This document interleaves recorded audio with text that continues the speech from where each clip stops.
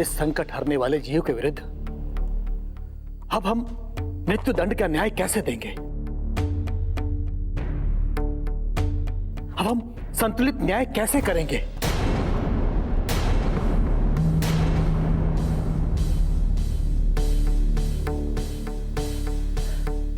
ये तो हमारे सम्मुख एक बहुत बड़ा धर्म संकट उत्पन्न हो गया है। आप चिंतित न हो पिताश्री, इस समस्या का हल इस उत्सव से पहले हो जाएगा। किंतु आपको एक वचन देना होगा। कैसा वचन पुत्र? कल मैं आपसे कुछ मांगूंगा जो आपको देना होगा।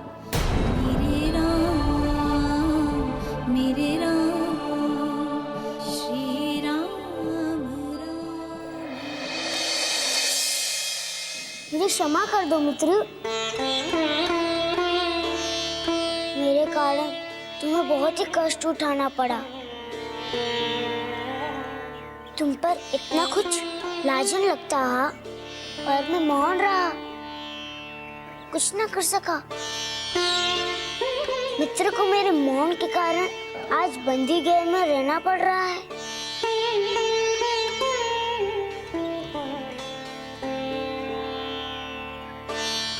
प्रभु, आपके नैनों में अश्रु? नहीं प्रभु नहीं, आप अश्रु गिराएंगे तो मैं स्वयं को कभी भी क्षमा नहीं कर पाऊंगा। मेरे कारण आप रोए, ये मुझसे सहन नहीं होगा प्रभु। मुझे कोई दुख नहीं है, मैं तो प्रसन्न हूँ। प्रसन्न इस बात से हूँ कि मैं कम से कम आपके निकट तो हूँ। तुम्हारी इस तुच्छ भावना के सामने मैं बहुत तुच्छ हूँ मित्र। ऐसा ना कहें प्रभु, अन्यथा मैं रुष्ट हो जाऊंगा। नहीं बोलूंगा आपसे। तुम रुष्ट होकर मेरे अस्तित्व को समाप्त करना चाहते हो? मित्र, मेरे दुख का कारण एक और है। वो क्या है प्रभु? तुम्हें एक बार पुनः अपराधी घोषित होना होगा।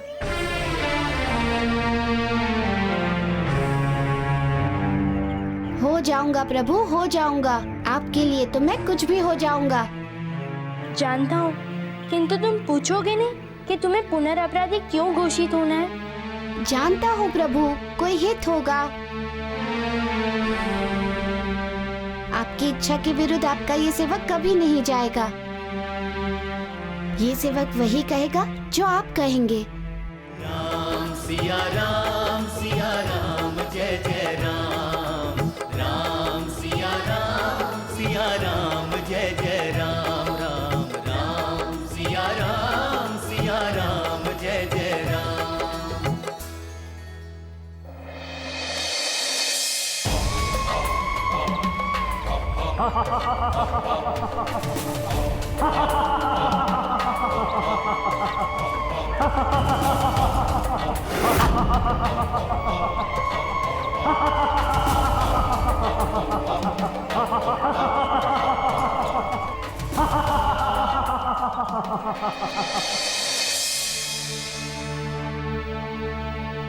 ऋषिवर, मेरे विचार से हम सब लोगों को महाराज दशरथ के पास चलना चाहिए और उन्हें वस्तु स्थिति बतानी चाहिए।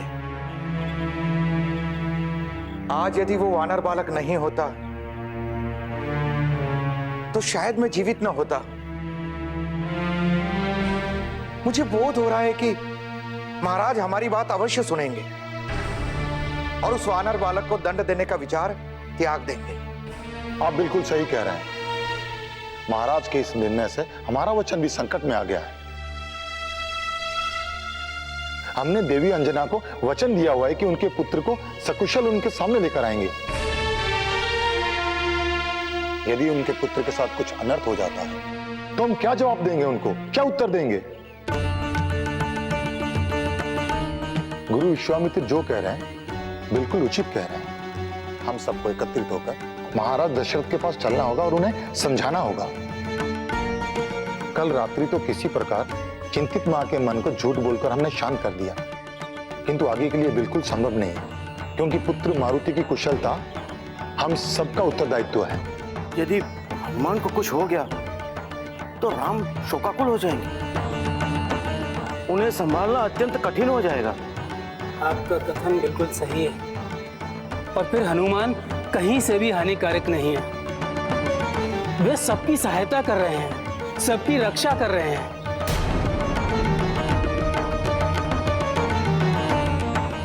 यदि वो ना होते तो आज मैं आप लोगों के समक्ष उपस्थित नहीं होता।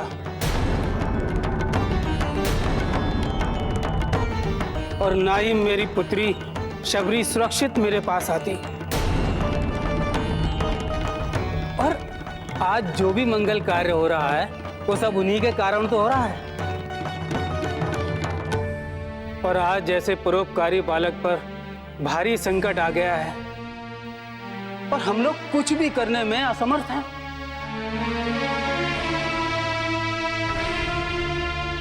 देखिए,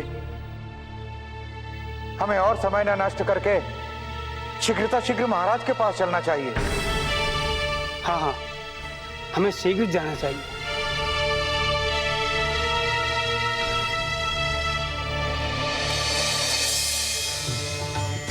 जय श्री राम, जय श्री राम, जय श्री राम, जय श्री राम, जय श्री राम, जय श्री राम, जय श्री राम।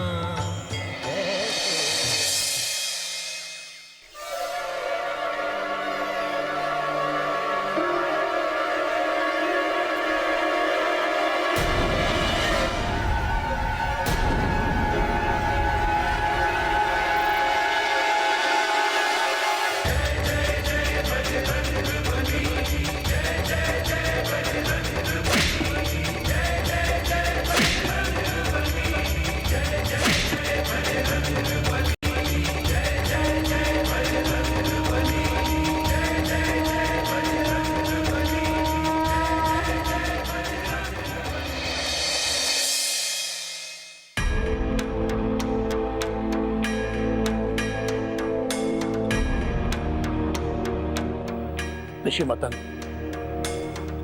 ये तो हम बहुत बड़े धर्म संकट में फंस गए हैं।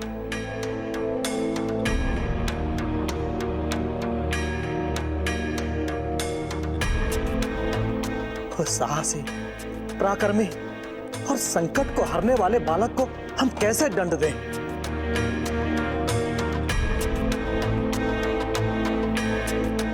यदि हम उसे दंड देते हैं तो यह हमारा बहुत बड़ा अपराध होगा।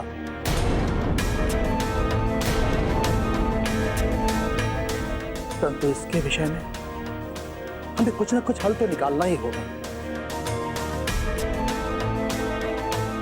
अन्यथा न्याय की देवी कलंकित हो जाएगी और इसके उत्तरदायी हम होंगे।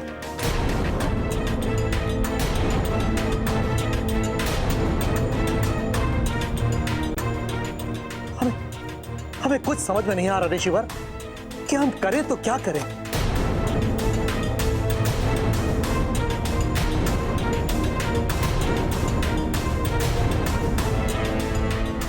महाराज, यदि आप मुझे आज्ञा दें तो मैं मारुति को अंजन प्रदेश वापस ले जाता।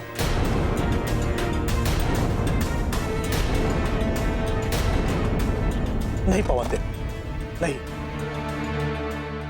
ये राम के मित्र के साथ अन्याय होगा, उसकी इच्छा पर कुठारघात होगा और हमारे शासन पर एक प्रश्न चिन्ह लग जाएगा। नहीं पवनदेव, हम आपको ऐसे करने की आज्ञा नहीं दे सकते।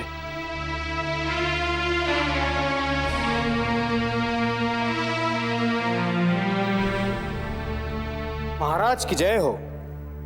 मुझे क्षमा करें महाराज, वह मायावी मुझे हताहत करके बंदीगृह से भाग गया है।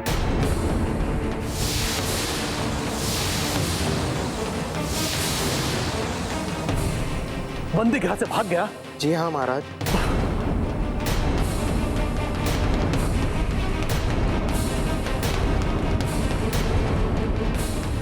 ऐसा करके उसने उसके प्रति न्याय की जो थोड़ी सी आशा बची हुई थी उसे पूर्ण रूपेण समाप्त कर दिया।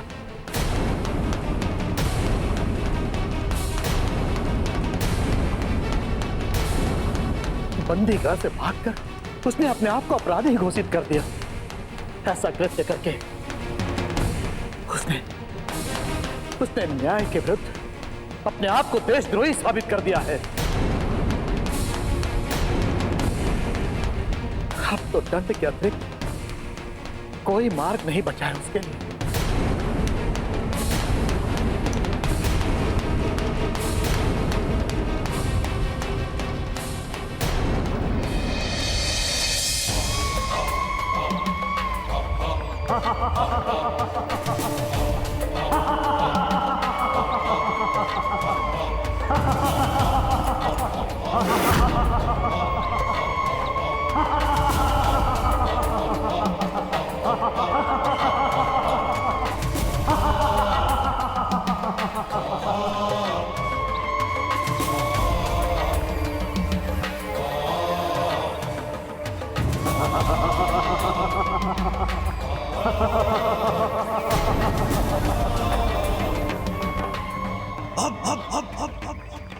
अब ना अयोध्या बचेगी और ना ही बचेगा वो मायावी बालक हनुमान।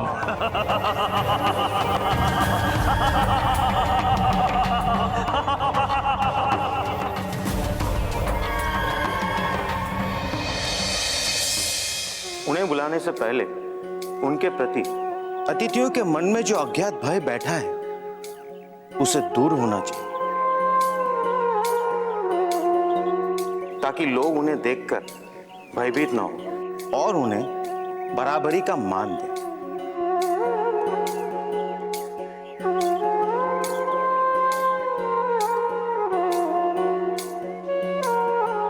यह कार्य कैसे होगा?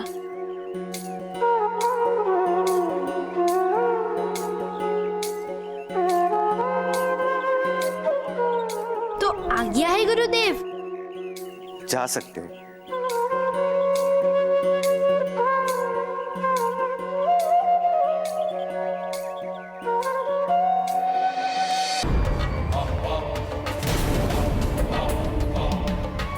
महाराज दशरथ, तुम्हारे राज्य में मैं मारीच आ गया है प्रलय मचाने।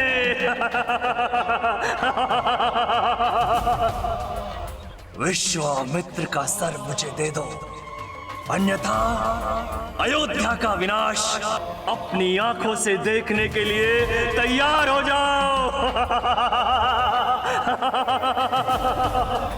मैं मारीच, मायावी मारीच, जो कहता हूं वही करता हूं।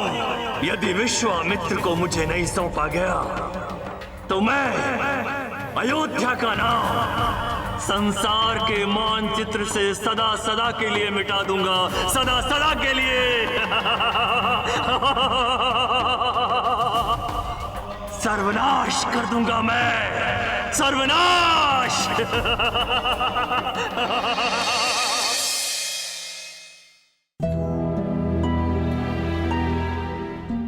सैनिक, जाओ हमारे अस्त्र लेकर आओ। उस दुष्ट दैत्य से हम स्वयं युद्ध करेंगे। हमारे राज्य में रामनवमी के अवसर पर एक दैत्य उत्पात मचाए, ये हम होने नहीं देंगे। हमारे शरण में रहने वाले ऋषि मुनियों पर कोई अत्याचार करे, ये हम सहन नहीं कर सकते। जाओ। जी महाराज।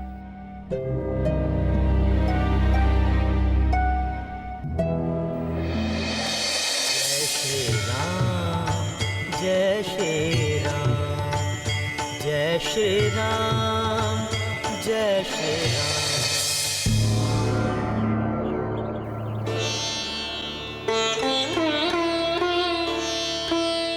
उचित स्थान और सम्मान न दिला पाने के लिए मैं क्षमा प्रार्थी हूँ। क्षमा मांगकर मुझे पाप का भागी ना बनाए प्रभु। बस आप केवल मुझे आदेश करें। हनुमान, अब वो समय आ गया है जब तुम्हें एक बड़े कार्य को पूरा करना है।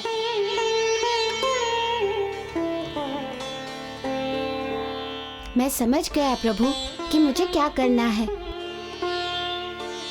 मैं वचन देता हूँ प्रभु कि मैं आपके विश्वास को टूटने नहीं दूंगा।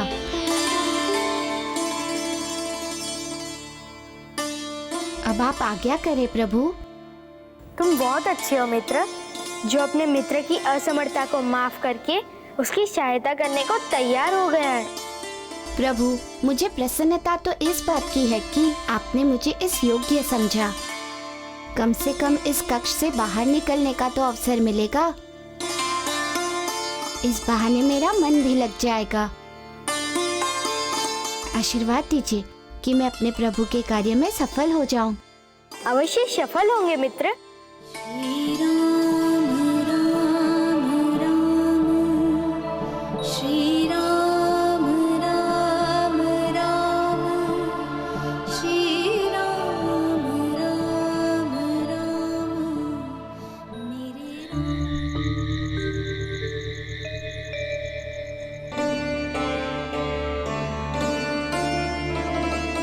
पिताश्री, आज आपने मुझे कुछ देने का वचन दिया था, स्मरण है ना? हाँ पुत्र, स्मरण है। कहो, क्या चाहिए तुम्हें? पिताश्री, आप युद्ध के लिए नहीं जाएंगे। नहीं पुत्र, ये संभव नहीं है। उस दुष्ट दैत्य के अत्याचारों को रोकने के लिए, उसके अत्याचारों का दमन करने के लिए उससे युद्ध करना आवश्यक है। पिताश्री, उस राक्षस का वध करने के लिए ही ना? हाँ पुत्र। तो ठीक है, इस कार्य को पूरा करने के लिए मेरा मित्र हनुमान जाएगा और उसे रोकेगा।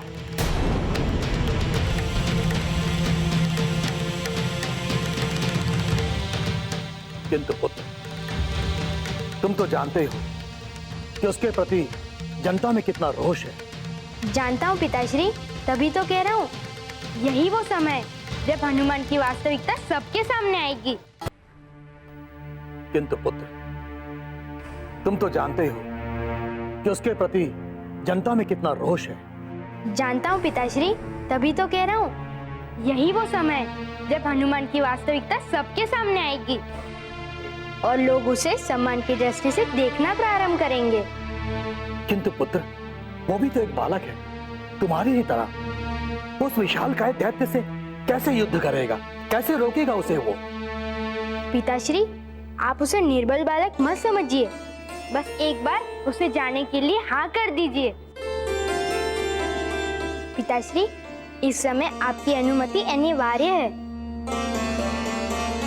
अन्यथा जब समय निकल जाएगा तब हम में से कोई कुछ नहीं कर पाएगा।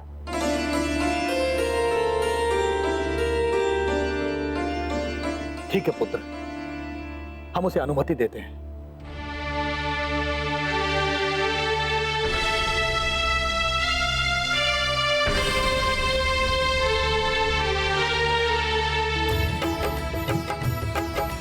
ओ मंगल भवन अमंगल हारी,